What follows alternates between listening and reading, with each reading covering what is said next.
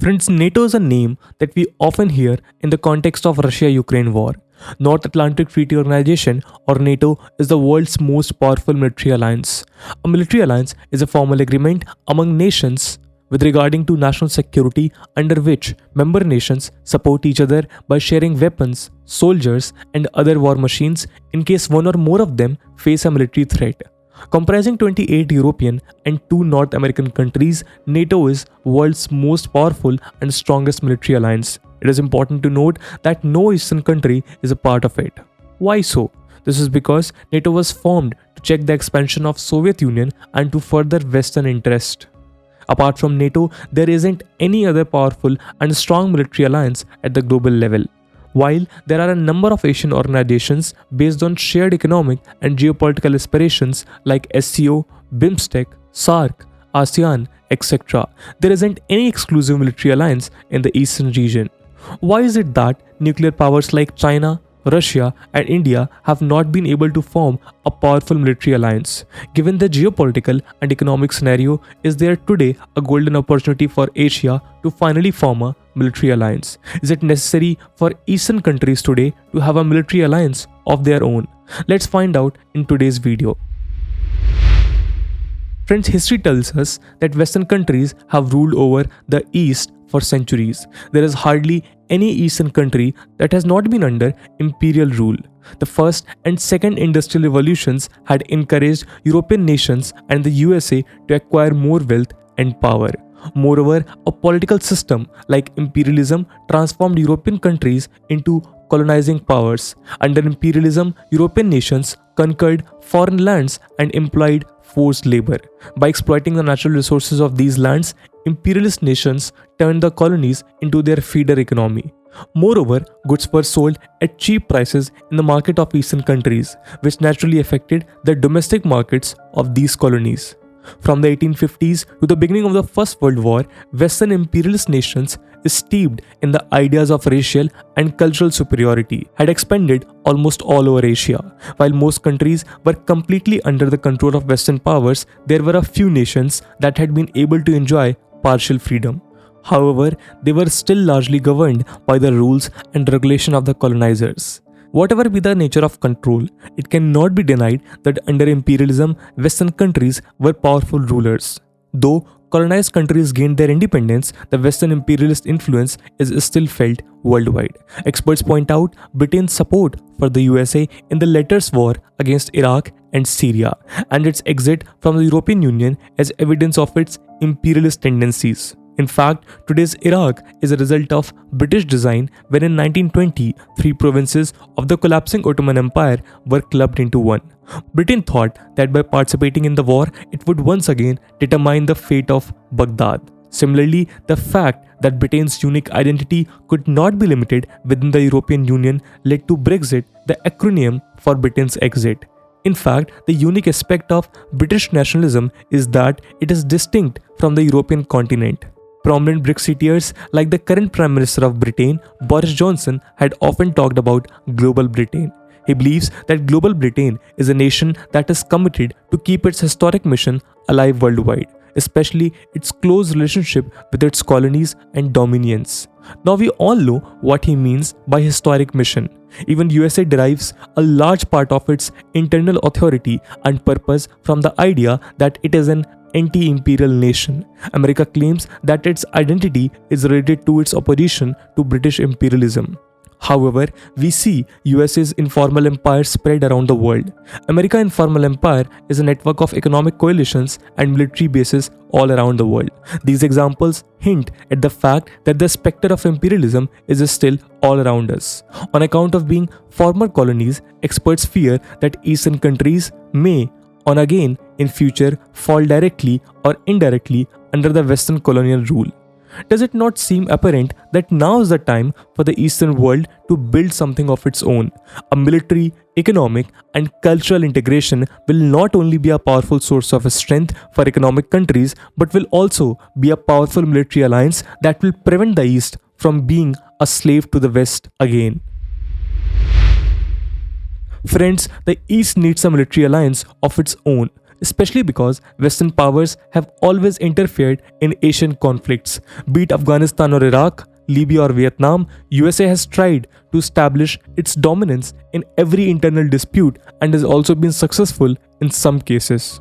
Iraq, Afghanistan, Libya and Vietnam were all Eastern countries. The terrorist attack on US's World Trade Center on 9 September 2001 gave USA an excuse to attack Afghanistan. While the main aim of America's invasion of Afghanistan was to hunt Osama bin Laden and to punish the Taliban for providing safe shelter to other leaders of Al-Qaeda. Apart from Afghanistan, US's one-sided involvement in other nations was without any context. Organizations like Shanghai Cooperation Organization or SCO, established in June 2001, could work towards resolving the issues of Eastern nations. Covering more than 20% of world's GDP, SCO is considered one of the largest regional organizations in terms of its population and geography. Moreover, another fact that cannot be ignored is that 4 of its members are nuclear weapon states: Russia, Pakistan, India and China. SCO members also conduct large-scale military exercises with each other regularly. Hence, whether in Afghanistan or in Iraq or Syria, SCO's involvement more than that of USA makes sense. The question is, will USA tolerate such interference around it? The 1962 Cuban Missile Crisis is an important example. When Cuba signed a secret agreement with the Soviet Union to replace nuclear missiles on its land, USA made sure that it didn't happen. Tensions were so high that the possibility of a nuclear war between USA and Soviet Union was imminent. Anyway, this is just an example. It is quite well known that neither USA or the European countries tolerate any interfere in their affairs. However, they believe it is their right to interfere in the affairs of Asian countries. Experts believe that USA is using India simply as a tool to counter China. It will not take long for USA to sideline India in case there is a clash of interest, as it has done in the past with other Asian allies. Now think about it. If there is an Asian military alliance like NATO, will USA or any of the European nation will be able to interfere in Asian affairs? No. In fact, the presence of an Asian military alliance will force Western powers to back off. Therefore, today, Asia is in dire need of its own alliance to prevent itself from being a pawn at the hands of Western imperialist forces.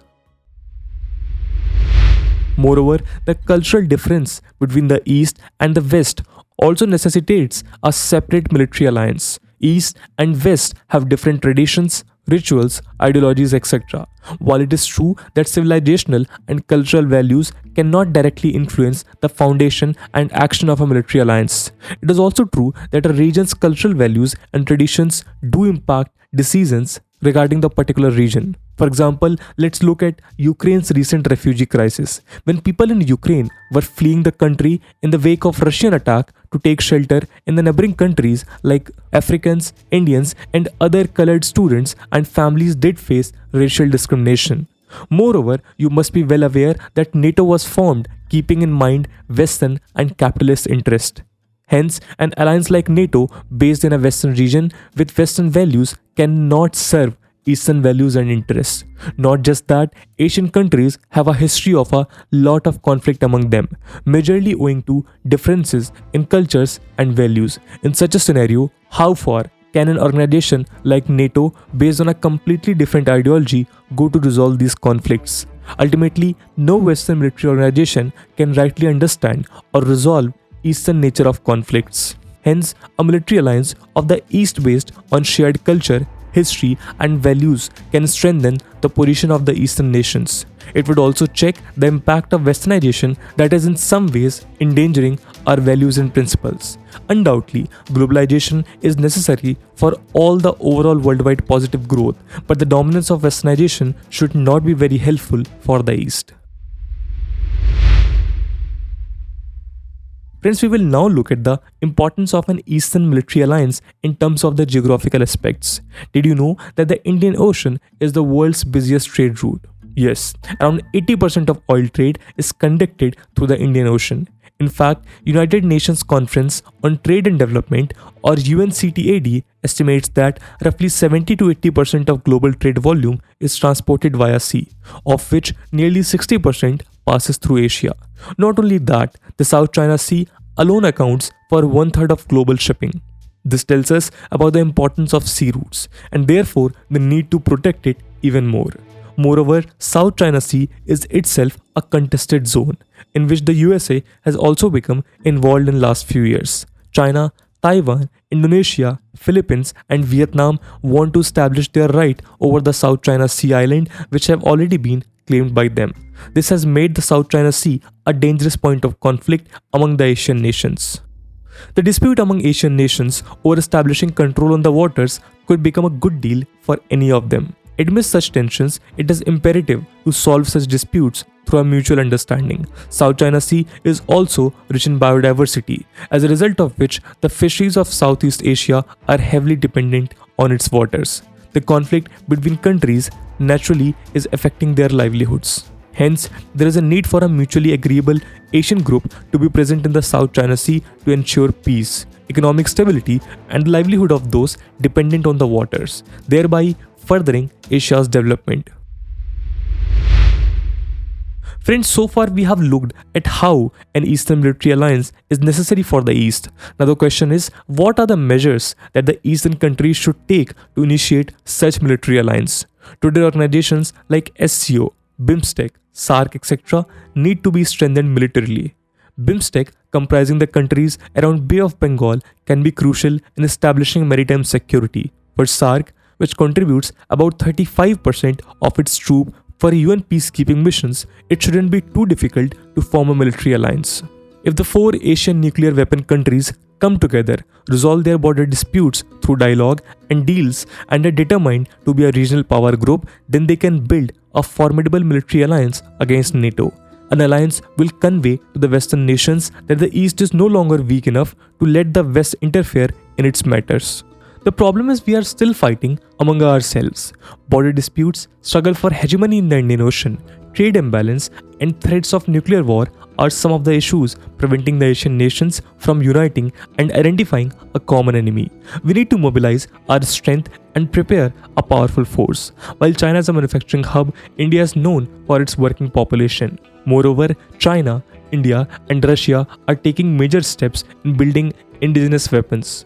A major partner of ASEAN, SCO is considered a global powerhouse by experts. Apart from being an important and influential organization, ASEAN's large GDP, positive population trends, and low debt makes it a formidable union. Moreover, security is a major objective of ASEAN through which Southeast nations could establish peace and maintain stability. Apart from Myanmar, no major conflict erupted among member nations that could threaten its unity. ASEAN can establish an influential military alliance based on the qualities that make it strong to effectively challenge NATO. When Asia will become militarily, then eventually conflicts around it would reduce, unity and development would be strengthened, and no Western power would think of the East as weak and incapable. So friends, this was an analysis that why an Eastern military alliance is important. Apart from that, this video is quite relevant from the perspective of UPSC mains examination, and questions on military alliances could be expected in the UPSC GS3 Defense and Security section. So we will leave you with a question related to this topic. You could answer it in the comment below. And the question is, has a time come for Eastern countries to form their own military alliance? Comment on it. That's it for the video. I hope you have liked the video, and if you have, don't forget to share it with your friends. We will meet in next video. Till then, Jai Hind, Jai Bharat.